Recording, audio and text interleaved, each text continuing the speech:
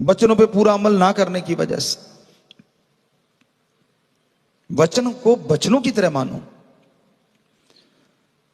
एक बच्चे की बात आपको सुनाते हैं। हमारे पास वकील सज्जन आए और कहने लगे, जी बाहर विदेशों में था वो बच्चा, कि जी उसके कोई आंखों में कोई परेशानी आ गई, क्या किया जाए।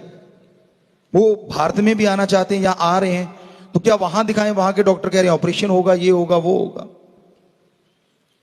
तो क्या किया जाए गुरुजी। तो हमने कहा बेटा उनको बोलना इंडिया में आ रहे हैं तो फलां फलां डॉक्टर को दिखा लें, बस दिखा लें।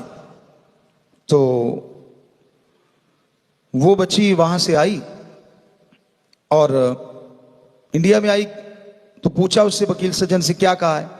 कहते गुरुजी ने ये कहा है कि आप जाके फलां फलां डॉक्टर को दिखा लो। तो वो डॉक्टर साहबान भी सत्संगी, अब वो वहां गए, उनको दिखाया कि भाई कैसे क्या हुआ। उन्होंने पिछली सारी रिपोर्ट दिखाई। कहते भाई हाँ ये तो है जो हमें बताया उन्होंने। तो डॉक्टर साहबान कहने लगे फिर। कहते गुरुजी ने कहते क्या कहा है कि दिखा लो। तो कहते ठीक है मैं अपने तरीके से चेक कर लेता हूं, दिखाने का कहा है तो फिर देखता हूं दवाई को। कहते नहीं दवाई नहीं, दिखाने का कहा है।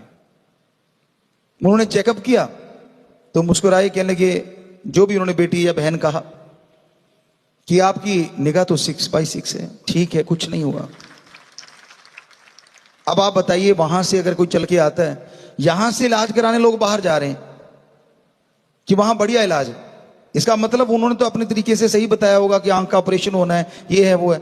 वचन किया फकीर के, हमने तो कुछ सोच के नहीं आए होते वकील क्या कहेगा, तो बेपरवाह चीज जो कहलवा देते हैं। पर आके मानने वाला भी तो चाहिए। अगर 100% मान लेता है तो रिजल्ट 100% ही निकलता है।